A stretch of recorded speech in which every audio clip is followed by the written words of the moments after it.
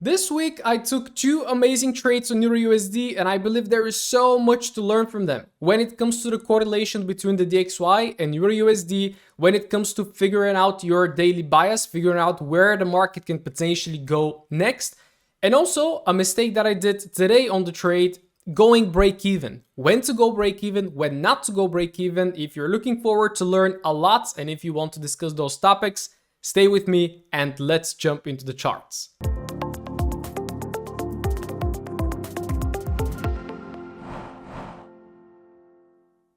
Alright, so this video is gonna be very beneficial if you're coming from the weekly outlook and setups, the very recent one, I believe volume 245.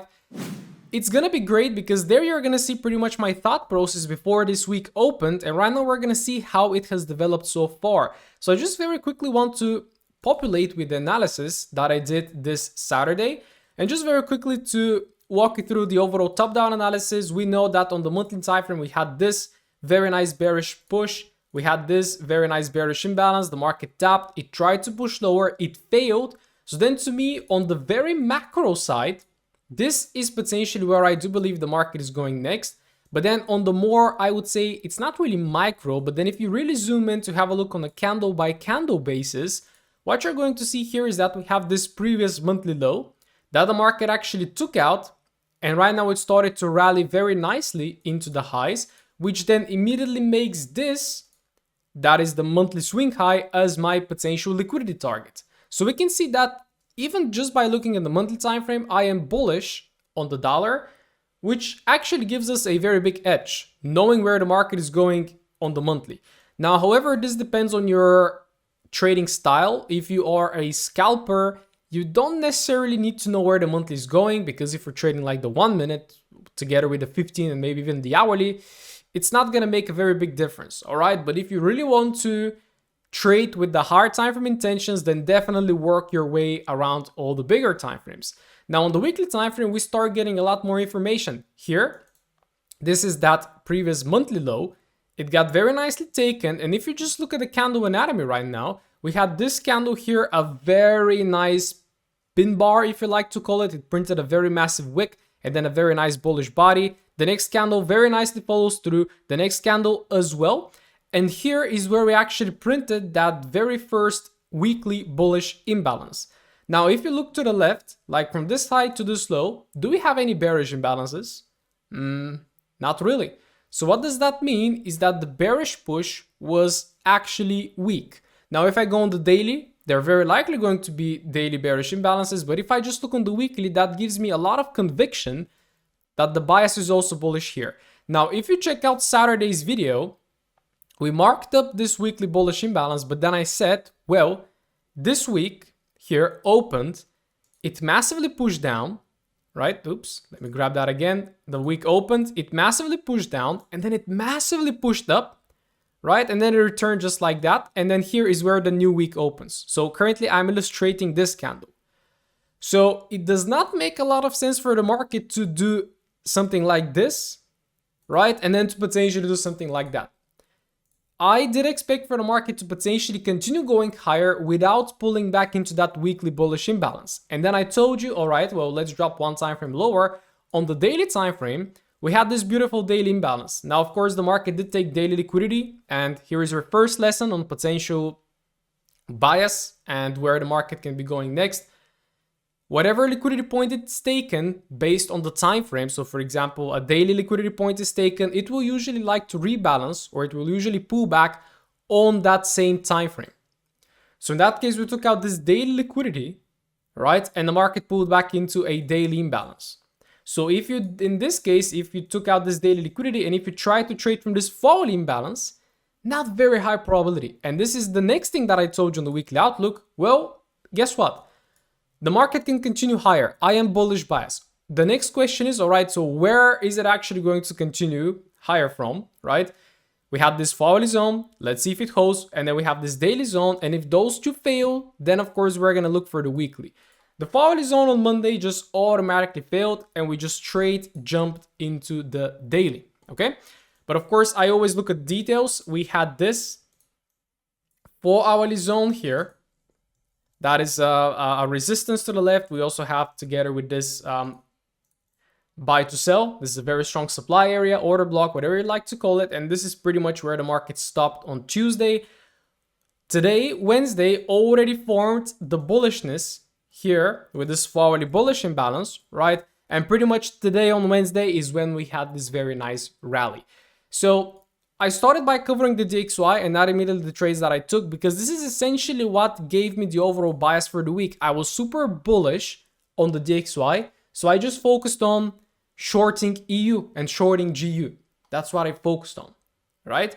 And after seeing, for example, the market holding from that daily zone, we had a very nice here rejection on that day, yesterday on Tuesday, and today it just rushed. So with that being said, we can actually drop right now to EURUSD, which is, here is my analysis again. It's exactly the same. We have this fall imbalance. We said, okay, where is the market actually going to go lower from? Is it going to be this fall imbalance? Is it going to be the daily? Or are we going to go all the way to the weekly? So of course here we pulled back into the daily, and this is what I noted to my team is, again, the correlation between EURUSD and the DXY. EURUSD printed a very massive daily candle into this daily imbalance. Now, a lot of you might think that this is a very bullish candle and it could actually potentially lead us going into that weekly zone, a very bullish signal. However, if you monitor close the DXY, and if I just remove everything and draw back this daily imbalance, you can see here on the DXY, the candle was not that bad. It didn't close with a body below here, right? It wasn't as bearish as it was on EU. Right? So that gave me a little bit of a signal that, all right, so EU could potentially also go lower. Now, here comes the next lesson, is that oftentimes you're going to get that divergence. Like I have studied this before about this SMT divergence. So maybe some of you are aware, maybe some of you are not. You really don't have to be aware of this, right? But in this case, on Tuesday, EURUSD did not sweep the previous daily high. Meanwhile, the DXY swept the previous daily low. Now here you don't say it very clearly, but it was taken. So this is like, because usually the DXY and EURUSD should be doing the same things, but oftentimes they do things like this. And when you see such thing happening, it means that, of course, this is what I learned. It means that institutions are, of course, getting involved. And that means in this case that EURUSD is actually weak.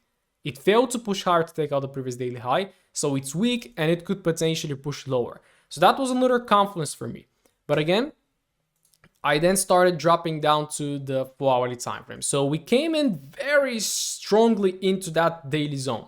What we built into that daily zone is this 4-hourly zone and this 4-hourly zone as well. Now, if you have been watching my weekly outlook and setups, you know that I call these zones supply and demand sandwiches, because right now we're getting into a daily zone with a bullish 4-hourly zone. And in such cases, on every time frame, I usually want for these opposing zones to fail. All right. So here you can see we tapped into this 4-hourly zone. We tried to push. And then here we actually failed to take out this high. And then we printed this candle here. So this is exactly where my first trade is coming in. I saw the DXY and how bullish it was getting. I saw EURUSD, how it failed to follow through from that 4-hourly zone. So here comes the next lesson on your daily bias and on your drawn liquidity. Where is the market going to go next? Well, we took out this imbalance. It tries to push. So if everything is taken, what is left? Well, what was left was this bullish imbalance. So I took my trade in mind that I'm going to be targeting this bullish imbalance, because if the market is then going to go somewhere and react from somewhere, it is very likely going to be this 4-hourly zone. And all of these trades are actually called in my Discord right before they happen. So as this 4-hourly candle actually closed, what we got is this 1-hourly, very nice, absolutely lovely bearish imbalance right here. And you know that I trade a lot with imbalances right now. I still see structure at the back of my mind because I'm so used to structure. I've traded structure for like 3 years, right? And I see it, but imbalances is pretty much the momentum. So oftentimes in this case, structure, you might say, all right, in terms of structure from this low to this high, okay, we're bullish, right? But what is the current momentum? What is the current order flow? The market is right now tried to push from this 4-hourly high. It failed. And right now, the 1-hourly time frame, which to me, if you have a look at my time frames, the 1-hourly time frame is pretty much exactly in the middle between my higher time frames and my lower time frames. So it's kind of like a threshold here, a threshold between the lower and the higher time frames. So I use the 1-hourly time frame as a guide to potentially guide me which higher time frame zones want to get tapped. So in this case, we had this very nice 1-hourly bearish imbalance. I dropped to the 50-minute time frame, and what I immediately saw is I always ask the question, is there something to potentially stop, pretty much stop price from pushing in my direction? And I check all the time frames. So in this case, on the 50-minute, we had this very nice bullish imbalance getting into that zone, all right? Together with this very nice demand candle, or OB, whatever you like to call it. So in this case, I wanted to see this one failing, all right? Dropping to the 5-minute time frame, we had a bullish imbalance, the market tapped, it tries to push, and here is when I actually waited. The market tapped into this 50-minute zone, reacted, all right? So in this case, the market can just pop higher. I want to see if this 50-minute zone is actually going to cause the market to push higher. Next candle invalidated it. So I had members taking the trade like this. I was a little bit more patient. I just wanted to wait for the 50-minute candle to actually close, which it did exactly right here, right? And my trade was executed here. What we also got right there is a very nice 5-minute bearish imbalance here, which acts as a confluence. Stop loss goes above, and you remember what I'm targeting? I'm targeting this 4-hourly zone. There's my trade. I'm gonna attach a screenshot pretty much of the execution. The trade was taken from here. The bad thing about this trade is that it was taken, so my time, UTC plus 3, this is 12:15. This is when the dead hour starts. That is the transition from London Open towards New York Open, okay? And usually during that time, I have found that I have a lot of stop losses, but when the bias is super clear, I don't want to miss out on that trade. Stop loss was safe. We're getting the overall bias getting shown up. So I just took the trade, and I expected that the market will potentially consolidate during that time. And I want to show you something that is, we are going to say exactly the same thing in the next trade. I want you to see this.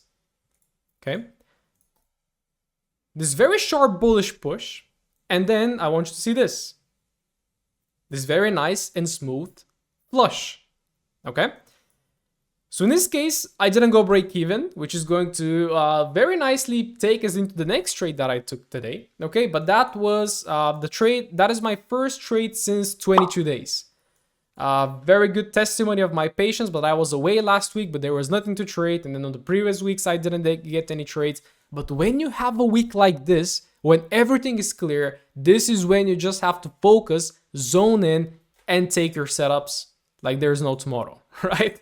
So that's the first trade on EURUSD. Very nice. I did expect this one to pretty much go because we're trading from this daily zone, and all the way the target is this daily low, right? So a little thought crossed my mind.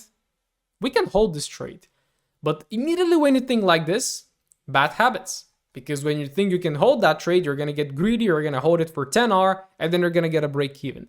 So be satisfied. 2 hour, 3 hour, take it. Stack those small wins, okay? Because this is what compounds. Of course, could have let it run. You're going to see my result. Close it somewhere right here. I don't care. 2 hour is 2 hour. Now, getting into the next day, what we had here is the market actually reaching my target and giving me the reaction from this daily, this 4-hourly bullish imbalance, okay? We also had this demand zone here. The market also tapped the demand, the imbalance, it reacted. So here is where I also just read the flow. I don't say right now, oh, right, structure is bullish, we're tapping into demand, we're gonna rocket higher. And this is my old, I don't wanna say old approach, right? But this is what I used to think before. Right now, what I see is the market is printing a very nice bearish 4-hourly imbalance. So guess what? What is the most recent thing that happened in this market? If you're looking at it like this, right? What happened very recently? Was it the bullish push or was it the bearish push? It's the bearish push, right? So who is currently in control? It's the sellers. How would we know if the buyers are actually going to get in control? The market is going to tap this follow zone, it's going to react, it's going to break it, print maybe a follow bullish imbalance, and then we're going to take the trade bullish. All right? Because this is here what is happening. We're tapping into this one. The market reacted. So again, if the market is going to go bullish, well, it should show us that it wants to go bullish, but it did not, right? It just reacted and flushed lower. So in this case, that very nice flush, so I'm just going to remove the replay too, okay? This very nice flush happened a little bit early. So again, just to walk you through it, we're tapping into that follow zone. I immediately asked the question, is there something to stop price from pushing in my direction? In that case, we have this 1 hourly zone, right? The market taps it overnight. It tries to push. It just very nicely took out that high. And then you can see it's not building 1 hourly bullish imbalances. It's not very heavily impulsing higher. Who is in control? Well, it's still the sellers. And then it very nicely flushed. And why did it flush like this? Because then there was pretty much nothing to stop price from this hourly imbalance to this hourly low. Okay. Unfortunately, I didn't participate in this flush because it happened very early. Okay. But then I still remain patient because I know where the market is potentially going. This is our daily liquidity point. And this is where, once again, we know our overall daily bias. This is why, again, I get a lot of questions like, hey, Iliya, can I just trade 15-minute and 1 minute? Well, sure you can, but you're always going to be missing the big picture. Because in this case, the big picture was we had, again, this very nice buy cycle here, getting us into the daily, and then we just had the flip to this sell cycle, getting us back into daily. So we went to daily rebalance, to daily liquidity, and guess what we're going to do right now? We're going to go for a daily rebalance and then potentially repeat again.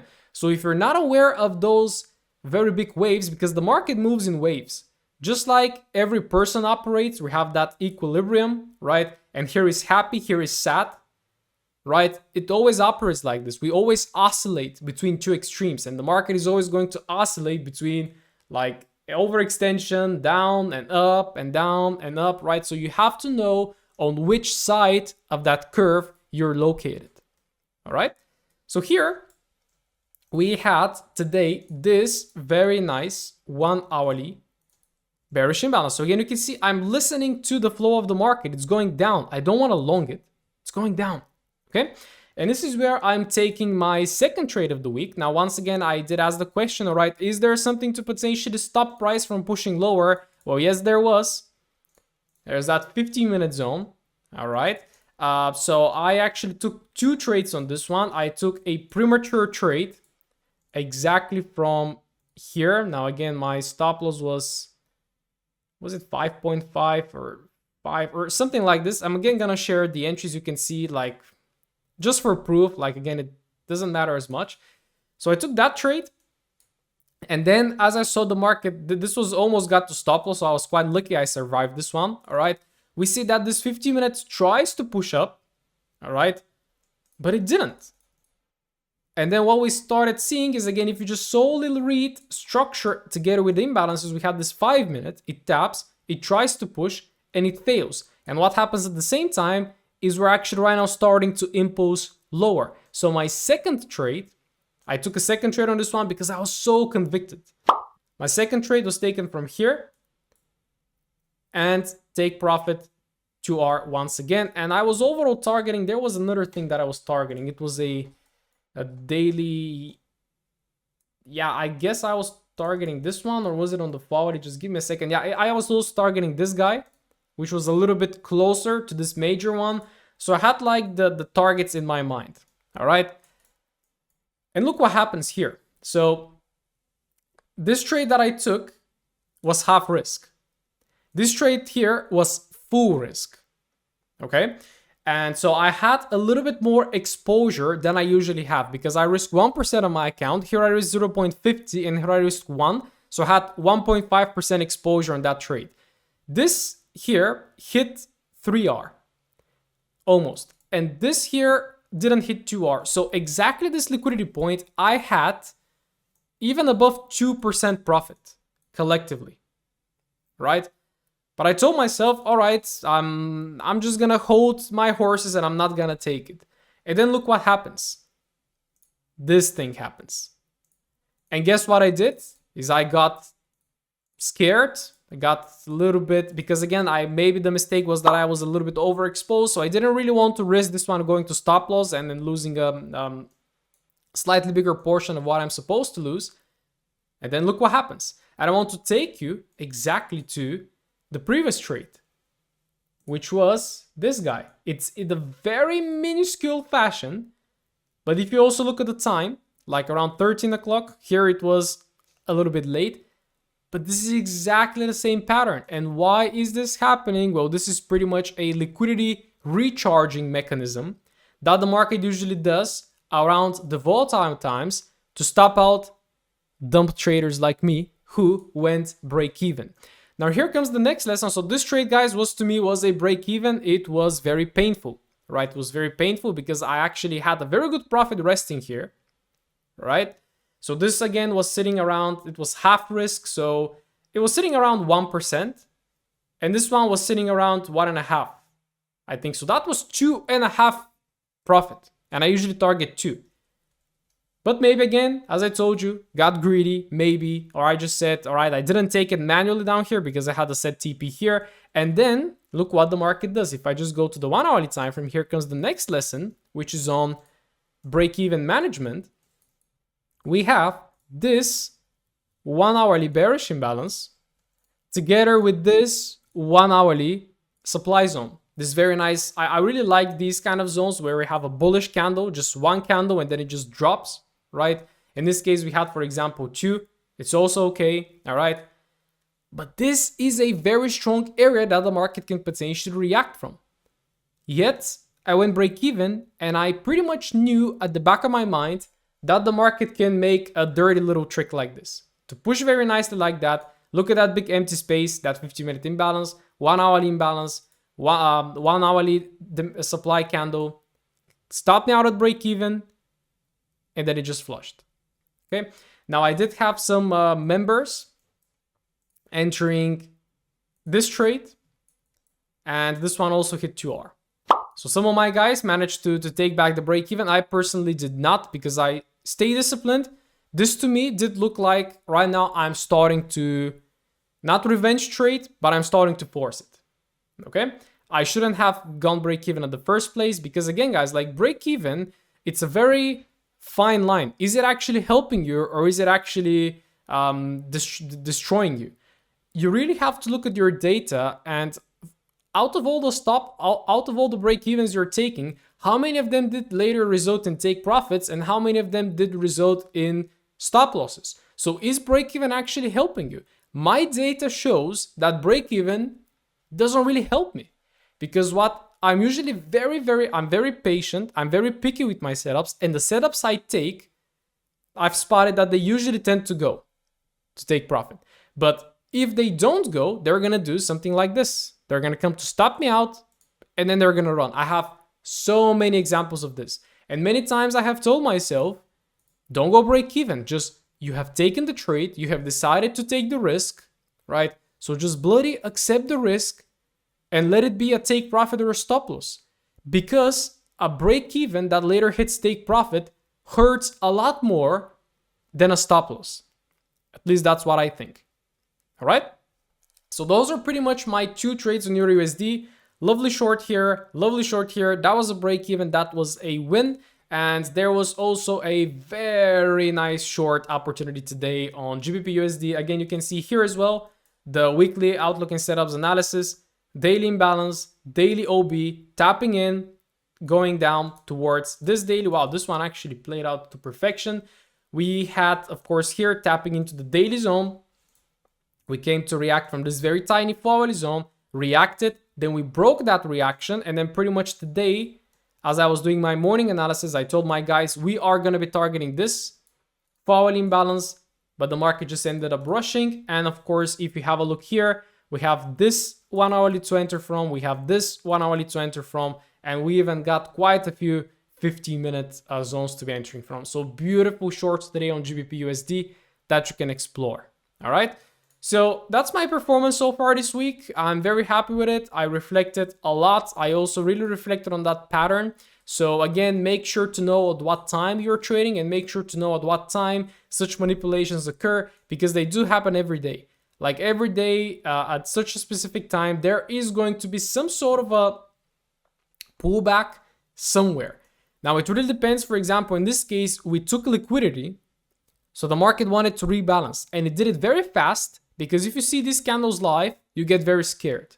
Okay. And this is where, of course, again, experience comes in, seeing this enough times so that you actually have balls of steel to hold through this and not go break even like me. Again, just being super honest here, made a mistake, took a break even, shouldn't have, but of course, we're moving on. So let me know if you found value from this one, or rather just basic breakdown. Hopefully you learned something from it. Just decided to do it because I want to get into the habit of doing more of those breakdowns. Let me know if you watched until the end, and let me know if you want me to do more of those. Looking forward to hearing from you, and I wish you a crushing remaining of your week.